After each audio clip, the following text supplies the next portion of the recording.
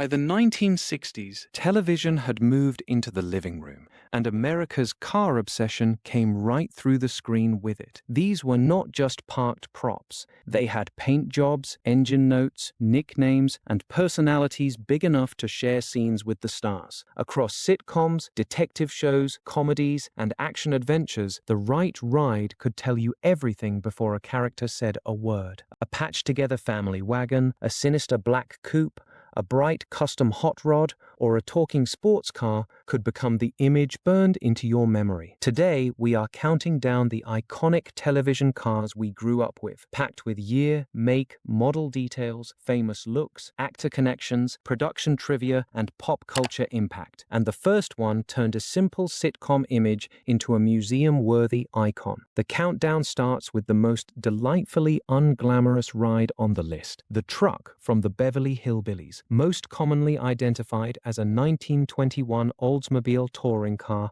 converted into a homemade hillbilly truck. This thing looked like it had been built with hand tools, stubbornness, and whatever was lying behind the barn. It had a battered body, exposed mechanical bits, skinny old wheels, and that towering wooden cargo rack piled high with the Clampetts' belongings. Perched up there, Granny had full rocking chair energy, making the whole vehicle feel less like transportation and more like a front porch on wheels. Its job in the series was perfect visual comedy. Before Jed Clampett, played by Buddy Ebsen, ever got comfortable in Beverly Hills, that truck told the whole joke. Jed, Granny, Ellie Mae, and Jethro arrived in a city of mansions and manicured lawns, looking like they had accidentally driven straight out of the backwoods and into a bank president's driveway. The truck became the Clampett family's rolling origin story. It reminded viewers that their oil money changed their address, not their habits, and it made every fancy Beverly Hills setting look even more ridiculous the moment it rolled into frame. A surviving version of the Beverly Hillbillies truck is famously associated with the Ralph Foster Museum at the College of the Ozarks in Missouri, where fans can still connect that rusty silhouette to one of television's biggest sitcom hits. Next is a junkyard ride with even more character and a whole lot more monster movie attitude. Next is Fred Sanford's battered early 1950s Ford F1 pickup from Sanford and Son, generally tied to 1951, and it may be the only truck on television that looked like it could insult you before the driver did. That faded red paint was doing a lot of storytelling. The panels were dented, the finish was sunburned, and the bed looked permanently ready for scrap metal, old furniture, and whatever Fred could drag back to the yard. It had a working-class patina no showroom restoration could fake, because the whole point was that this truck belonged to a man who saw profit in everybody else's junk. In the series, the Ford was not just transportation. It was part of the Sanford family business, moving salvage through Watts, while Fred and Lamont argued about money, work,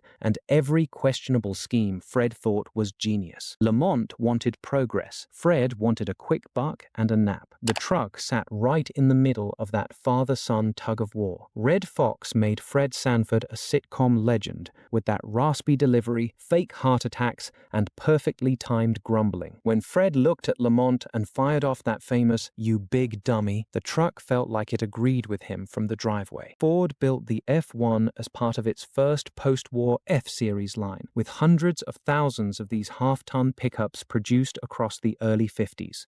On Sanford and Son, one worn-out example became comedy gold. Rusty, useful, stubborn, and completely Fred. Coming up next, we leave the junkyard for a ride built with spooky elegance. Next is the Munster Koach from the Munsters, a custom-built Gothic hot rod that looked like a funeral procession got hijacked by a drag racer. This was not a normal production car with a few spooky props bolted on. It was a Barris Customs creation, built for the series by George Barris and his crew using multiple Ford Model T bodies stretched into one outrageous family limousine. The result had that long hearse-like silhouette, glossy black paint, brass-era details, and an exposed engine sitting up front like it wanted to announce the Munsters before they even arrived. On screen, the coach fit Herman Munster perfectly. Fred Gwynne played Herman as a towering Frankenstein-style dad with a gentle heart. art, and the car did the same trick visually. It was creepy at first glance, then strangely charming the longer you looked at it. For Lily, Grandpa, Eddie, Marilyn, and Herman, it turned the family commute into a rolling punchline. Spooky, stylish, and somehow wholesome. The details were pure 1960s custom culture. The massive frame, high-mounted lamps, tufted interior, and hot rod stance made it feel ancient and modern at the same time. It was less a car than a character, giving the Munsters a signature vehicle as recognizable as the house at 1313 Mockingbird Lane. Behind the scenes, Barris Customs reportedly had only weeks to finish the coach, which makes its screen presence even wilder. From a pile of Model T parts came one of television's greatest monster machines. Coming up next, the 60s stay weird, but this time the custom ride comes with a much bigger dose of music. Next is the Monkeemobile from the Monkees, a custom rock and roll machine built from 1966 Pontiac GTO convertibles. Pontiac had already given the GTO plenty of muscle car credibility,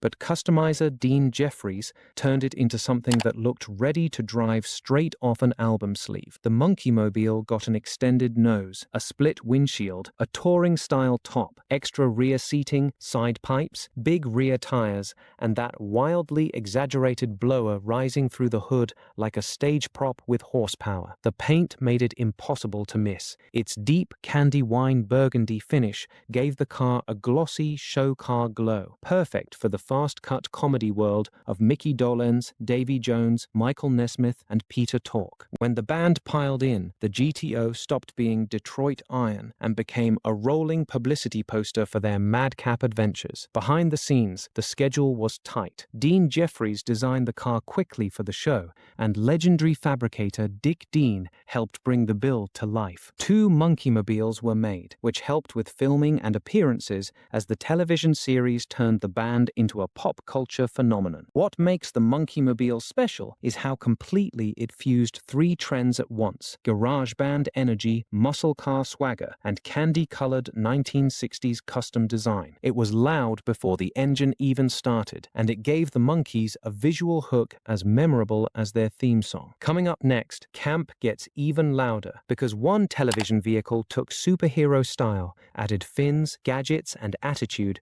then turned it into a crime-fighting icon. Next is the 1966 Batmobile from Batman, the car that made television vehicles feel like full-blown mythology. Built by George Barris, it started life as the one-off 1955 Lincoln Futura concept car, a wild Ford showpiece with a low stance and twin-bubble canopies. Ford reportedly sold the Futura to Barris for just $1, and when Batman needed a hero car fast, Barris transformed it under a brutally tight television deadline. The result was pure comic book theater on wheels. The body was glossy black with red pinstriping, bubble windshields, sharp bat fins, a turbine-style nose, an emergency beacon, and a dashboard packed with labeled gadgets that looked ready to solve any Gotham crisis before the commercial break. With Adam West as Batman and Burt Ward as Robin, the Batmobile turned every departure from the Batcave into an event. The atomic batteries, flashing lights, bat phone, and dramatic cockpit made it feel less like transportation and more like a mobile command center with a cape.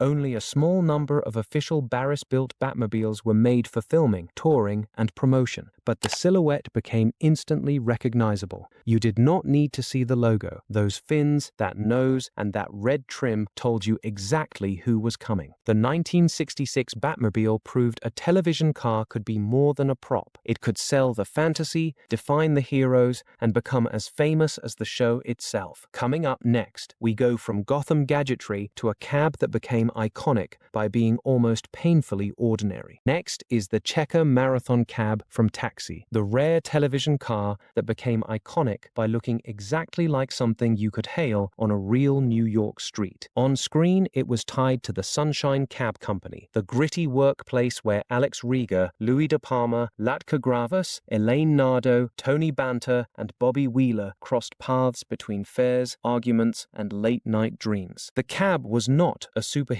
machine or a custom cruiser. It was the job, the city, and the reason everyone kept coming coming back to that garage. The look was unmistakable. Tall, boxy body, bright yellow paint, roof light, wide doors, upright windows, and a plain interior built for punishment, not glamour. Whether it was a Checker Marathon or one of the related A-series taxi models, the profile instantly read as Big City Cab before a character said a word. The real story goes back to Checker Motor Corporation of Kalamazoo, Michigan. Checker built taxis for durability, easy entry, and hard commercial use, and the Marathon's design stayed famously unchanged for years. That old-school shape helped Taxi feel grounded and timeless, even as the jokes bounced between Danny DeVito's barking dispatcher and Andy Kaufman's wonderfully strange Lotka. Production of Checker passenger cars ran in relatively small numbers compared with Detroit giants, but their presence in cab fleets made them feel everywhere. Taxi used that familiarity perfectly. The car did not steal scenes. It made the whole world believable. Next, we leave the cab stand and fire up a red and white street machine with plenty of attitude. Next is the red Ford Gran Torino from Starsky and Hutch, the car that turned every chase into a rolling exclamation point.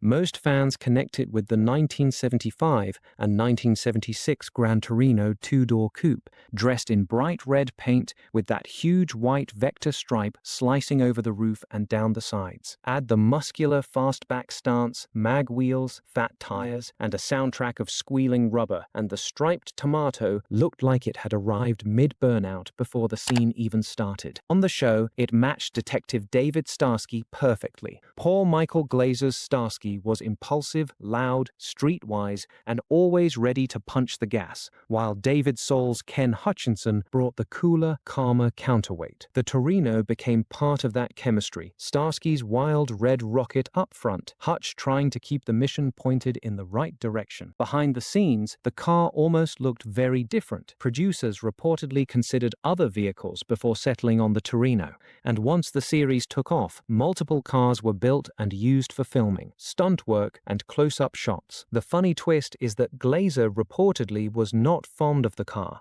partly because of its handling and the attention it drew. Viewers disagreed. Ford even produced a limited run of Starsky and Hutch edition Gran Torinos to cash in on the craze. The result was not subtle, and that was the point. This was detective television with horsepower, paint, and attitude turned all the way up. Next, the countdown gets a touch more glamorous, with a ride linked to television's coolest crime-solving women. Next is Jill Munroe's 1976 Ford Mustang Cobra II from Charlie's Angels, a car that made undercover detective work look like it came with a modeling contract and a set of racing stripes. Farrah Fawcett's Jill drove one of the show's most memorable Angels cars, a white Mustang Cobra II hatchback with bold blue racing stripes, Cobra badging, a low sporty stance, and that unmistakable late 70s performance look. It was not a giant muscle car. It was compact, fashionable, and dressed for the disco era, right down to the stripes that made it look fast even when it was parked. That fit Jill perfectly. She was athletic, confident, and cool without trying too hard, and the Mustang gave her character a personal sense of motion. Charlie's Angels was selling a new kind of television fantasy, stylish women solving crimes on their own terms, moving through Los Angeles in cars that looked as sharp as their wardrobes. Ford's presence on the show was no accident. The series often paired the Angels with trendy Ford products,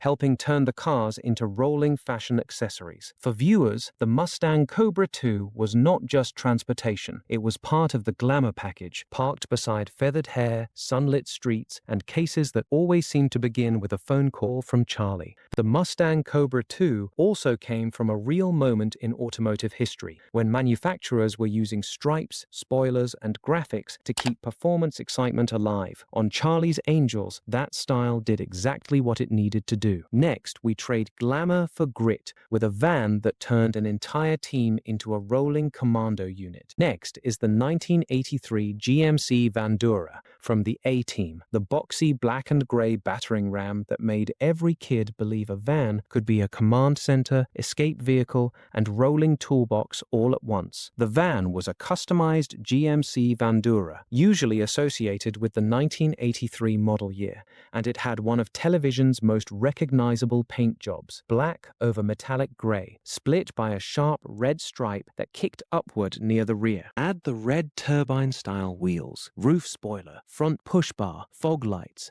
and that tough custom stance. And this was not a plumber's van. This was a mission briefing on wheels, a Baracus. Mr. A is the character most strongly linked to it, partly because nobody looked more believable behind the wheel of something that seemed built to crash through a warehouse door and keep going. Behind the scenes, the show used multiple vans, including stunt versions, because the A-team treated vehicles like disposable action props. Jumps, chases, explosions, and last-second getaways were part of the formula, even if the heroes somehow avoided causing serious injuries. That was the magic. Chaos with a grin. The Vandura turned a practical work van into a symbol of teamwork, improvisation, and Saturday afternoon mayhem. And now, for the top spot, we move from a van full of gadgets to a car so advanced it could actually talk back. At the top of the garage sits KITT, the customized 1982 Pontiac Trans Am from Knight Rider, paired with David Hasselhoff's Michael Knight